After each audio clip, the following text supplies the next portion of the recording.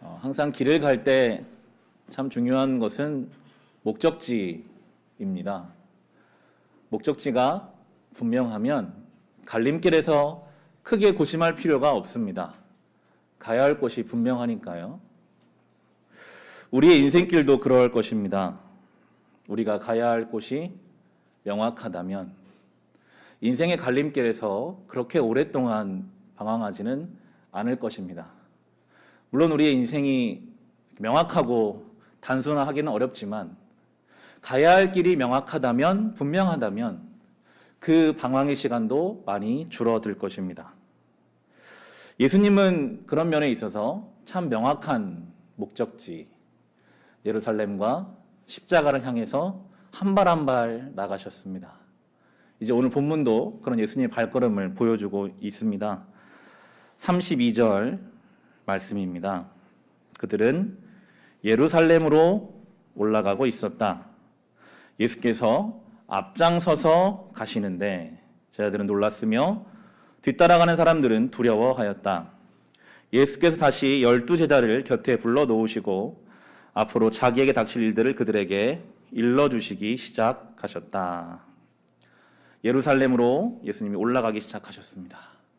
십자가를 향해, 십자가에서 죽으시기 위하여 익숙한 갈릴리를 떠나 반대하는 사람들이 많은 예루살렘으로 예수님이 앞장서서 가시고 계십니다. 그런데 뒤따라가는 제자들과 사람들은 놀라기도 하고 두려워하기도 하죠. 왜냐하면 그곳에서는 어떤 환영이나 우리가 생각하는 세상적 복이 아니라 십자가와 고난이 기다리고 있었기 때문입니다. 33절, 34절입니다. 예수님 이렇게 말씀하시죠. 보아라, 우리는 예루살렘으로 올라가고 있다. 인자가 대제사장들과 율법학자들에게 넘어갈 것이다. 그들은 인자에게 사형을 선고하고 이방 사람들에게 넘겨줄 것이다. 그리고 이방 사람들은 인자를 조롱하고 침뱉고 채찍질하고 죽일 것이다. 그러나 그는 사흘 후에 살아날 것이다. 본인을 인자라고 이야기하시면서 예루살렘에 올라가면 사형을 선고당할 것이고 이방 사람, 로마인들에게 넘겨질 것이다. 그 로마인들은 예수님을 조롱하고 침뱉고 채찍질하고 죽일 것이다. 말씀대로 다 되거든요. 참 어려운 말씀입니다. 예루살렘에 가는데 가면 좋은 일이 있을 거야. 가면 사람들이 우리를 환영할 거야. 아무 걱정도 근심도 아픔도 없을 거야. 이렇게 말씀하시면 좀 신나게 갈 텐데 예루살렘에 가는데 가면 우리는 사형 선고를 당하고 조롱당하고 침뱉음을 당하고 채찍질을 당하고 심지어 죽을 것이다. 그런 말씀을 하세요. 왜 주님은 사랑하는 제자들을 이런 험지로 데리고 가실까요? 사랑하는 사람들인데, 목숨까지 내어줄 정도로 사랑하는 존재인데 왜 이런 어려운 길이 자명한 그 십자가의 길을 예수님 혼자 가시는 것도 아니고 같이 너희도 그 십자가를 줘 나를 따라오라. 우리에게까지 해당되는 말이거든요. 왜 주님은 우리를 좁은 문 좁은 길, 그 십자가로 우리를 오늘도 부르고 계실까? 이미 결론이 나왔습니다. 그런 어려움이 있겠지만 그러나 사흘 후에 살아날 것이다. 어려움이 있겠지만 주님을 따르면 세상이 우리를 가만두지 않겠지만 그러나 주님의 때가 되면 반드시 부활의 영광이 있을 것이다. 그래서 데려가시는 거예요. 그래야 살거든요. 그래야 진정한 의미의 생명을 경험할 수 있거든요. 어쩌면 우리는 결론이 정해진 길을 걷고 있는 존재들입니다. 우리가 영화나 소설을 보거나 읽을 때 주인공이 어려움을 당하면 같이 긴장을 좀 하죠. 아이고 저거 어떡하나. 그렇지만 긴장하는 그 순간에도 우리에게는 그래도 주인공이니까 죽지는 않을 거다. 오히려 어떻게 이 어려움이 해결될까에 대한 기대감을 갖는 것처럼 우리가 주님의 뒤를 따르다 보면요, 오늘 말씀하신 것처럼 어려움이 있을 거예요. 세상에서 우리를 가만두지 않을 수도 있습니다. 그렇지만 사흘 후 주님이 정하신 때가 되면 분명히 부활의 영광을 경험할 거라는 그 결론을 알고 우리는 이 길을 가는 사람들이거든요. 참 받아들이기 어렵지만 계속 마가복음은 주와 함께 죽으면 주와 함께 살 것이다. 주와 함께 낮아지면 주가 우리를 높이실 것이다. 이성적으로 세상의 경험적으로는 받아들이기 어려우나 오직 믿음으로만 붙잡을 수 있는 이야기를 우리에게 하고 계세요. 우리의 신앙은 그런 영역이 있습니다. 하나님이 우리에게 이성도 주셨으니까 이성적으로 합리적으로 수용되는 부분이 있고요.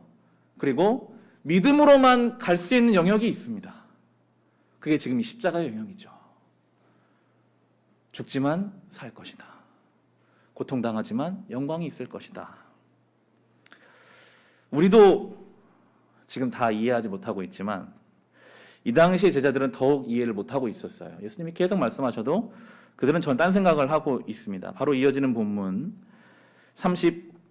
35절부터 37절까지의 말씀, 이 말씀 우리 같이 한번 읽어보겠습니다. 세베대의 아들들인 야고보와 요한이 예수께 다가와서 말하였다. 선생님, 우리가 요구하는 것은 무엇이든지 해 주시기 바랍니다. 예수께서 그들에게 말씀하셨다. 너희는 내가 너희에게 무엇을 해 주기를 바라느냐? 그들이 그에게 대답하였다. 선생님께서 영광을 받으실 때에 하나는 선생님의 오른쪽에 하나는 선생님의 왼쪽에 앉게 하여 주십시오. 얼마나 제자들이 예수님 말씀을 이해하지 못하고 있었는지 이 본문을 통해 알 수 있습니다. 예수님 말씀하셔도 별로 관심이 없어요. 그냥 그들은 이제 예루살렘으로 상경하니까, 우리로 말하면 서울 상경하는 거잖아요. 이제 예수님이 3년의 이 사역을 통해서 뭔가 하시겠구나. 예루살렘 가면 우리 선생님이 이제 한 자리 하실 것이고, 그러면 누가 예수님 다음이 될 것인가에 관심이 있는 거예요. 야고보와 요한이 형제니까요. 예수님께 찾아가서 말하는 겁니다. 예수님, 영광 받으실 때 우리 둘이 좀 두 번째, 세 번째 하게 해주세요. 예수님 안타까워하십니다. 전혀 이해하지 못하는 그들을 향해서 이렇게 물어보시죠. 38절, 39절도 같이 읽어보겠습니다. 예수께서 그들에게 말씀하셨다. 너희는 너희가 구하는 것이 무엇인지를 모르고 있다. 내가 마시는 잔을 너희가 마실 수 있고 내가 받는 세례를 너희가 받을 수 있느냐? 그들이 그에게 말하였다. 할 수 있습니다. 예수께서 그들에게 말씀하셨다. 내가 마시는 잔을 너희가 마시고 내가 받는 세례를 너희가 받을 것이다. 예수님이 너희가 도대체 무슨 말 하고 있는지는 알고 있니? 내가 예루살렘 가는 것이, 십자가를 진다는 것이 무엇인지 너희가 모르고 있다. 그런데 이들은 안다는 거예요. 제가 압니다. 제가 하겠습니다. 이렇게 말하고 있죠. 예수를 믿는다는 것, 예수를 따라간다는 것. 물론 예수를 믿고 따라가면 세상적인 풍요로움이 찾아올 수도 있습니다. 우리가 기도하는 것에 주님이 응답하여 주실 것입니다. 그렇지만 예수를 믿는다는 것이 세상적인 성공, 세상적인 내가 원하는 더 빨리 가는 지름길이 되는 것은 아닙니다. 극단적으로 예수님의 마지막은 십자가에서 죽으심이셨습니다. 땅 한 평, 돈 조금이라도 갖지 못하시고 예수님은 그렇게 죽으셨어요. 신약성경에서 가장 위대한 성도라고 볼 수 있는 사도 바울, 그도 마찬가지입니다. 성경은 예수를 따르면 부귀영화가 올 것이다. 지금 야고보와 요한이 말하는 것처럼 어떤 영광스러운 높은 자리에 올라갈 것이다 라고 말하고 있지는 않습니다. 그런데 많은 사람들은 예수님을 통해서 내가 원하는 것을 얻고자 하죠. 41절에 보시면 그런데 열 제자가 이것을 듣고 야고보와 요한에게 분개하였다. 서로 긴장관계가 되어버렸어요. 저 둘이 먼저 가서 저렇게 예수님 앞에 뭔가 자리를 예약받은 것 같으니까 경쟁심이 생기고 분노하게 됩니다. 우리가 두 번째, 세 번째 해야 되는데. 이들의 마음에는 우리가 예수님과 3년을 따라다니면서 수발했고 수고했으니까 우리가 한 것에 대한 보상을 주님이 나에게 주셔야 하지 않겠습니까? 라는 마음이 있어요. 다른 이방 종교는 그렇거든요. 뭔가 열심히 내가 믿는 신에게 빌고 뭔가를 바치면 그 신이 나에게 조건적으로 내가 원하는 것을 채워주는 그런 것들을 지금 제자들이 바라고 있었습니다. 내가 이만큼 했으니까. 내가 이만큼까지 순종했으니까 주셔야죠. 실제로 신앙이라는 이름으로 주님 앞에 기도했다가 내가 원하는 것이 응답되지 않으면 하나님께 실망해서 신앙을 저버리고 교회를 떠나는 일들이 있잖아요.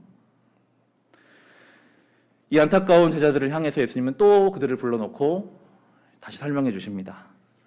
42절에서 45절의 말씀 같이 읽어보겠습니다.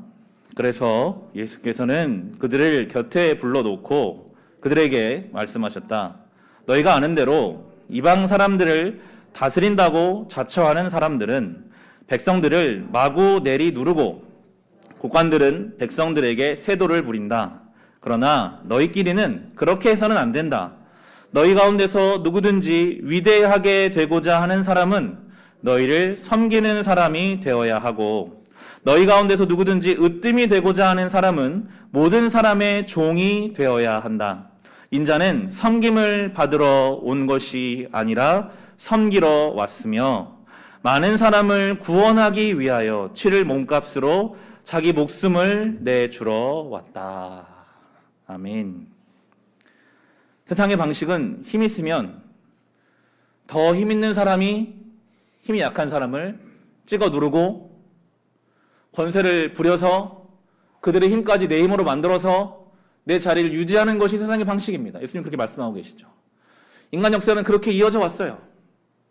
좀 더 능력 있다고 하는 사람들이 자기의 힘과 능력을 가지고 내 밑에 사람들을 어떻게든 이용해서 자기 힘을 더 강력하게 유지하고 누군가의 자리를 뺏고 그러다가 나보다 더 뛰어난 사람이 나타나면 또 빼앗기고 그렇게 인간 역사가 지금도 진행되고 있잖아요.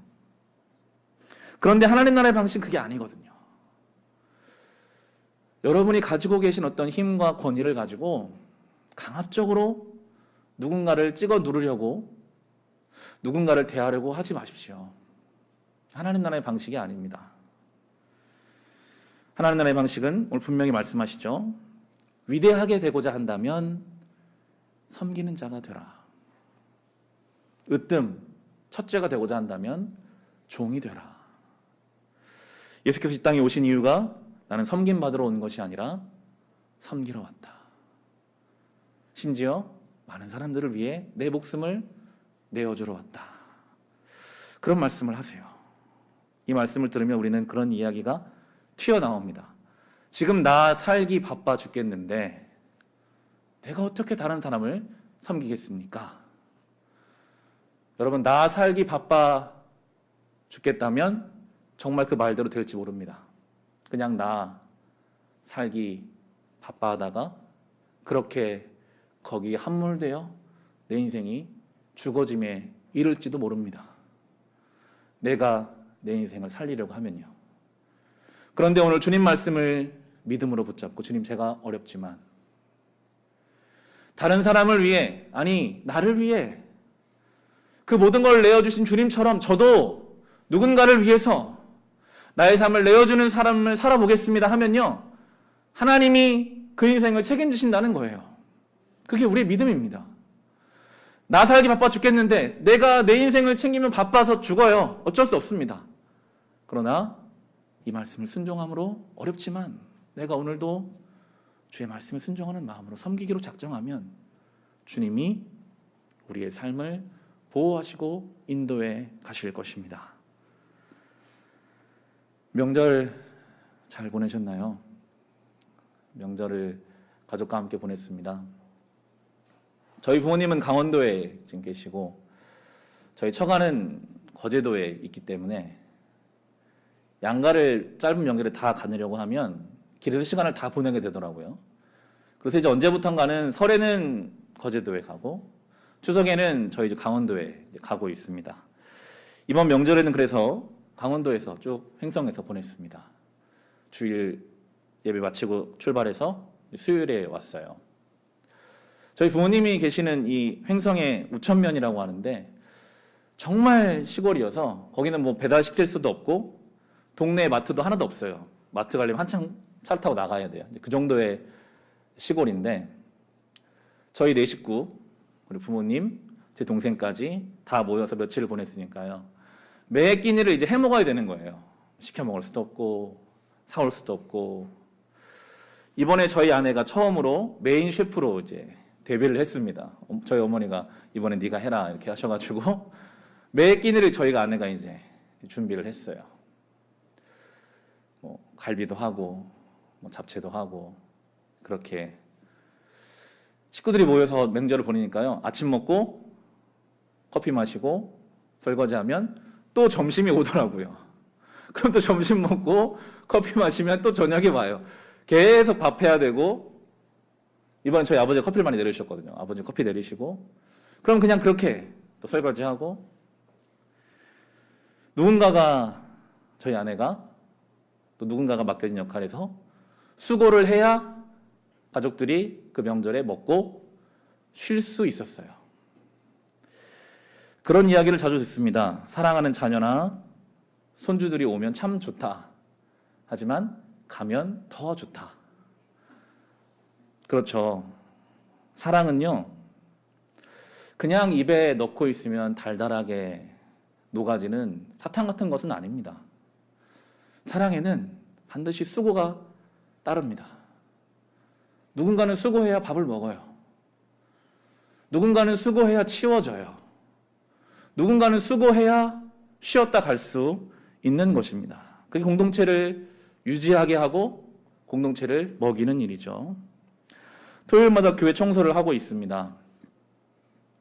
저희 바닥이 원래 하얀 바닥이었는데 바닥을 우드 데코 타일로 몇 달 전에 깔았잖아요.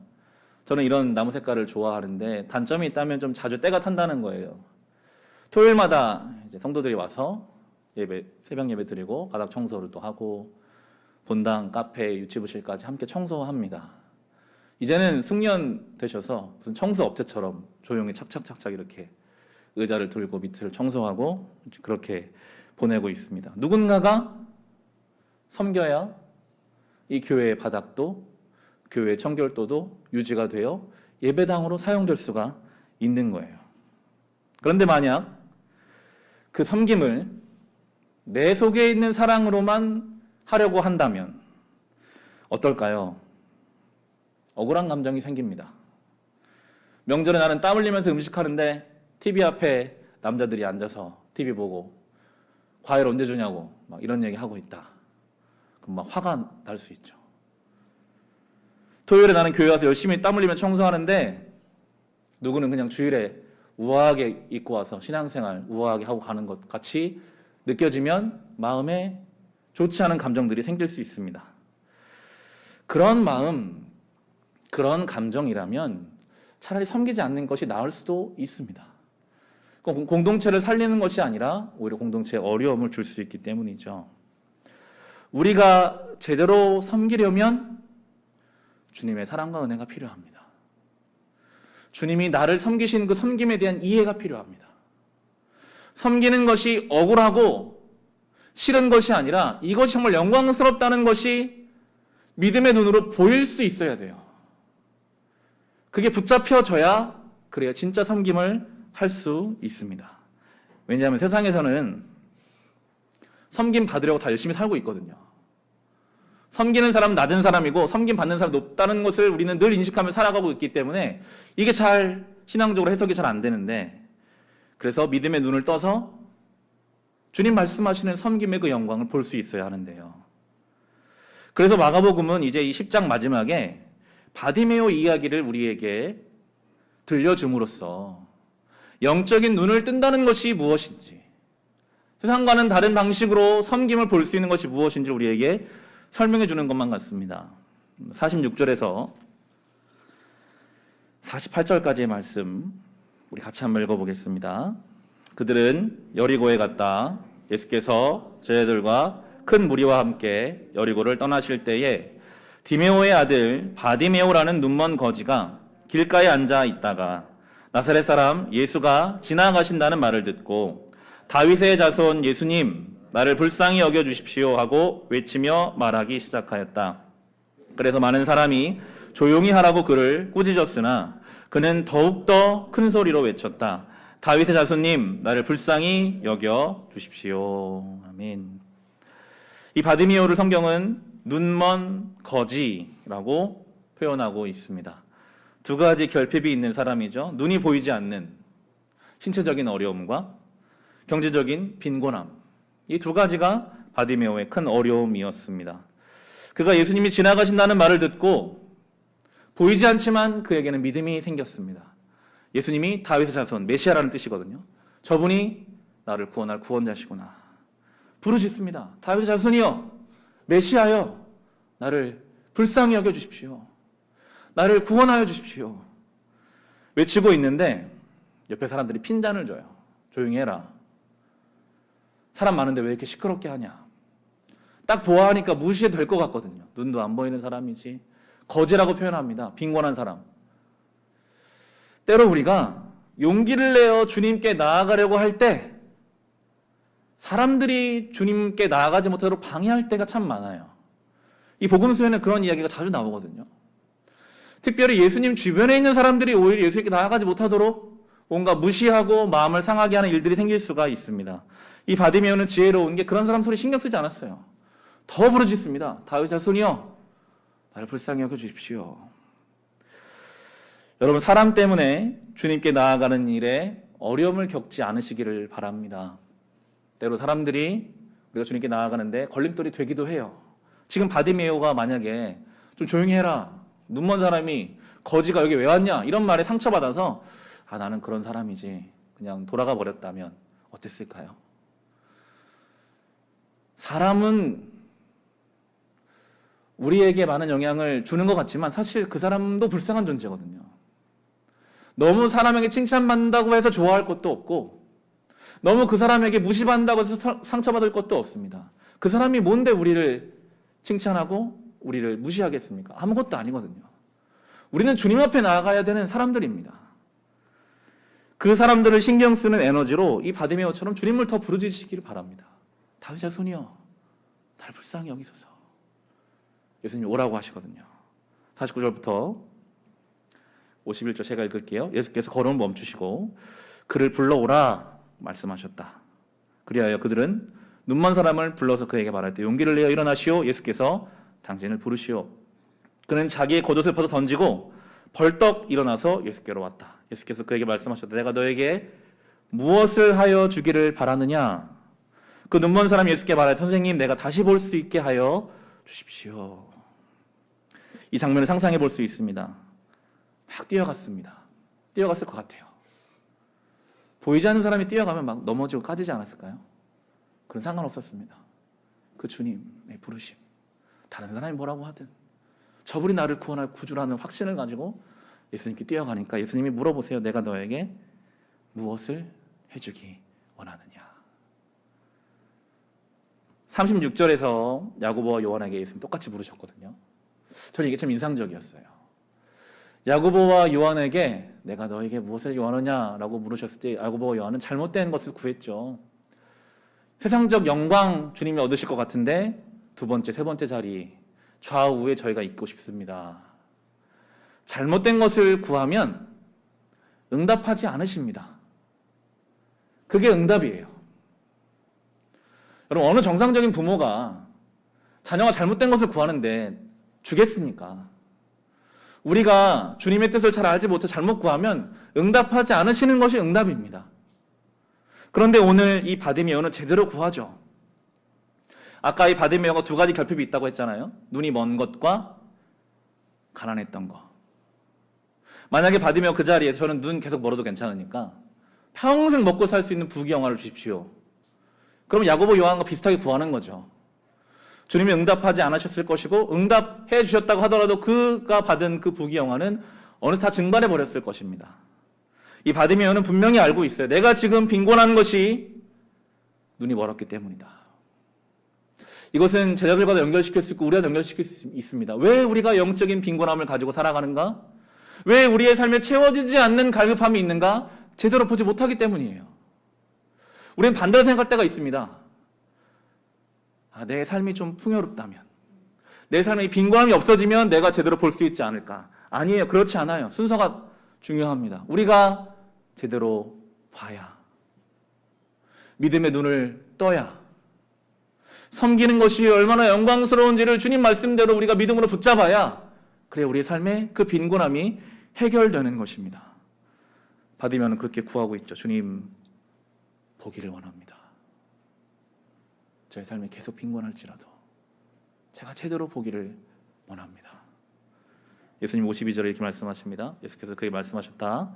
가거라. 내 믿음이 너를 구원하였다. 그러자 그 눈먼 사람은 곧 다시 보게 되었다. 그리고 그는 예수가 가시는 길을 따라 나섰다. 예수님이 그를 구원하셨는데 예수님이 그런 표현을 하시죠. 내 믿음이 너를 구원하였다. 능력과 생명은 주님께 있어요. 근데 믿음이 무엇인가? 믿음은 그 능력과 생명이 나의 삶에 흘러들어오게 하는 통로가 됩니다. 그게 믿음이거든요. 오늘도 우리 주님은 전지전능하시고 우리의 믿음의 눈을 뜨게 하시는 분이시죠. 그런데 그것을 우리가 믿음으로 받아들여야 합니다. 그 믿음이 우리를 구원할 것입니다. 세상적인 관점으로는 보이지 않지만, 그러나 오늘 제가 정말 믿음의 눈을 뜨기 원합니다. 하나님께 간구하는 자에게 참된 구원을 경험하게 하실 것이고, 이 바디메오가 주님을 따라 나서거든요.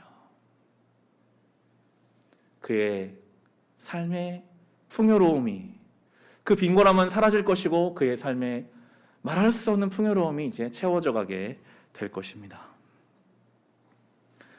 이것이 예수님이 본을 보여주신 섬김, 그 섬김의 의미를 깨닫는 성도의 삶의 내용들인데, 계속 요즘 마가복음이 섬김을 강조하시잖아요. 우리가 몇 쪽은 섬김이라는 찬송도 불렀는데, 이게 참 이해가 되지만 참 어려운 영역인 것 같아요. 섬기는 것은 참 어렵습니다. 이것은 한순간에 되지 않고 믿음의 눈을 떠서 부단히 훈련하고 노력하고 지속하기 위한 애씀이 필요합니다. 여러분, 우리의 신앙은요, 어떤 한 번의 뜨거운 집회에서 뜨겁게 어떤 영적 체험을 하고 위대한 강사에게 기도받아서 넘어지고 그렇게 해서 신앙생활이 시작될 수는 있어요. 그렇지만 그걸로 신앙생활이 완성될 수는 없습니다. 늘 지속적인 훈련과 하나님 앞에 엎드리고 하나님께 구하고 긴 안목을 가지고 이 믿음의 길을 따라가야 하거든요. 이제 이 말씀을 정리해보고자 하는데요. 오늘 생명의 큐티 본문 디모데전서를 찾아보면서 이제 마치려고 합니다. 신약성경 323페이지 디모데전서 4장 7절부터 보시겠습니다. 바울이 디모데에게 신앙생활이라고 하면 어떤 한 번의 뜨거운 체험, 어떤 지점을 통해 시작될 수는 있으나 그것을 지속적으로 훈련하고 노력해야 되고 연습해야 됨을 이미 신약성경을 통해서 우리에게 가르쳐주고 계시거든요. 신약성 323페이지 디모데전서 4장 7절 8절부터 보겠습니다. 바울이 디모데에게 이렇게 권면합니다. 하나님 우리에게 말씀하시는 내용이죠. 저속하고 헛된 꾸며낸 이야기들을 물리치십시오. 경건함에 이르도록 몸을 훈련하십시오. 몸의 훈련은 약간의 유익이 있으나 경건 훈련은 모든 면에 유익하니 이 세상과 장차올 세상의 생명을 약속해 줍니다. 경건은 훈련해야 됩니다. 그냥 한 시점, 한 번의 뜨거운 눈물, 어떤 체험으로 되는 것이 아니라 그것을 기점으로 끊임없이 마치 훈련하듯이 지속적으로 그 길을 가야 합니다. 10에서 14절도 보시면 10에서 13절입니다. 보시면 우리가 모든 사람, 특히 믿는 사람의 구주이신 살아계신 하나님께 소망을 두므로 우리는 수고하며 애를 쓰고 있습니다. 그대들은 이것들을 명령하고 가르치십시오. 아무도 그대가 젊다고 해서 그대를 업신여기지 못하게 하십시오. 도리어 그대는 말과 행실과 사랑과 믿음과 순결에 있어서 믿는 이들의 본이 되십시오. 내가 갈 때까지 성경을 읽는 일과 권면하는 일과 가르치는 일에 전념하십시오. 10절을 잘 보시면요, 믿는 사람은요 하나님께 소망을 두기 때문에 수고하고 애를 쓴다라고 하고 있어요. 우리가 하나님께 소망을 두면요 수고하고 애쓸 수밖에 없어요. 왜냐하면 우리의 본성은 세상에 소망을 두게 하거든요. 우리가 조금만 진지하게 신앙생활을 해보려고 하면 얼마나 내가 비신앙적인지를 느끼게 됩니다. 그래서 내가 말씀대로 살아보려고 하고 내가 하나님 원하시는 대로 살려고 하면 애를 써야 되고 수고해야 자연스럽게 안 돼요. 여러분이 신앙생활 하시는데 조금의 애씀도 필요 없고 수고로움도 필요 없다. 그런 신앙생활을 지금 제대로 못하고 있는 것입니다. 조금만 진지한 마음을 가지고 신앙생활 하려고 하면 늘 부딪힙니다. 늘 부대낍니다. 신앙훈련을 하는 모든 지체들은 그런 고백을 하거든요. 제가 말씀대로 살고 싶은데 잘 안 됩니다. 심지어는 일상의 그 분주함 때문에 말씀조차도 잘 기억나지 않습니다. 그게 어쩌면 당연한 거예요. 그래서 우리는 애써야 돼요. 수고해야 돼요. 하나님께 소망을 두려면 그냥은 안 됩니다. 끊임없이 수고하고 애써야 하는 것이죠. 심지어는 그것들을 명령하고 가르치라고 합니다. 혼자 훈련하지 말고 누군가에 가르쳐라. 우리가 누군가에게 이 신앙을 가르치려면 결국은 삶으로 보여야 하거든요. 우리가 가르치려면 가장 가까운 사람, 도망갈 수 없는 삶의 자리, 거기서 우리의 신앙이 삶으로 드러나야 합니다. 설령 우리가 어떤 수준에 이르지 못한다 할지라도 거기에 이르려고 하는 마음이라도 가져야 돼요. 그게 우리의 경건이거든요. 그러면서 구체적으로 말하죠. 성경을 가까이 하라 라고 말하고 있습니다. 성경 말씀 읽는 것을 꾸준히 하라. 그래야 우리가 그 말씀 통해서 경건의 훈련을 통해서 하나님 말씀을 삶으로 증거할 수 있기 때문입니다. 우리 교회는 이제 10월 1일 돌아오는 금요일부터 신약 통독을 또 시작하려고 합니다. 교회는 그런 곳이 되어야 하는 것 같아요. 끊임없이 뭔가를 만들어서 같이 말씀을 가까이 할 수 있도록. 새벽에 찬송 한 장 부르고 바로 마태복음 이제 10월 1일은 1회 3장인데요. 녹음 파일을 켜놓고 눈으로 이제 읽어가는 막 그런 식으로 해보려고 하고 있어요. 저도 한 번도 같이 통독한 적은 없어서 해가면서 좋은 점을 만들어 가야겠죠. 한 단어, 한 구절이라도 그날 붙잡고 살아가려는 사모하는 마음을 가진 사람들에게 하나님이 말씀을 통해 은혜를 주실 것입니다. 매일매일 꾸준히 하나님 말씀을 서는 것 중요한데요. 때로 우리가 먹어야 사니까요. 여러분의 평생 중에서 아마 기억에 남는 어떤 식탁, 어떤 음식이 있으실 거예요. 다 몇 개가 그럴 수는 없지만 참 그때 그 음식 참 특별하고 맛있었지. 저는 이제 군대에서 처음 먹었던 초코파이, 그게 그렇게 맛있는 음식인지는 몰랐어요. 그건 이제 평생 기억에 남죠. 그렇지만 기억에 남지 않는 일상적인 음식과 식탁이라 할지라도 그게 있어야 우리가 살거든요. 성경 말씀이 그래요. 우리가 3개월 동안 신약을 읽어가겠지만 특별하게 은혜가 되고 특별하게 기억 남는 말씀이 있을 수도 있죠. 있을 것입니다. 그렇지만 잘 기억에 남지 않아도 그걸 먹어야 우리가 살아요. 그게 우리 삶에 있어야 우리가 영적으로 성장해요. 신앙생활은 그런 것, 훈련이라는 것이 그런 것입니다. 물론 매일매일 특별한 은혜가 있으면 더 좋겠죠.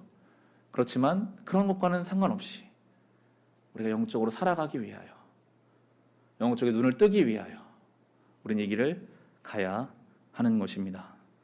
그럼 마침내 우리는 살아날 것이다. 이 부활의 영광에 동참하게 될 것입니다. 섬김이 얼마나 위대한지 우리는 깨닫게 될 것입니다. 주님과 함께 죽고 주와 함께 사는 그 영광을 누리게 될 것입니다. 이러한 신앙생활 할 수 있는 저와 여러분 누리게 될 수 있기를 주의 이름으로 축원합니다. 이 시간 주신 말씀으로 개인의 기도 제목을 가지고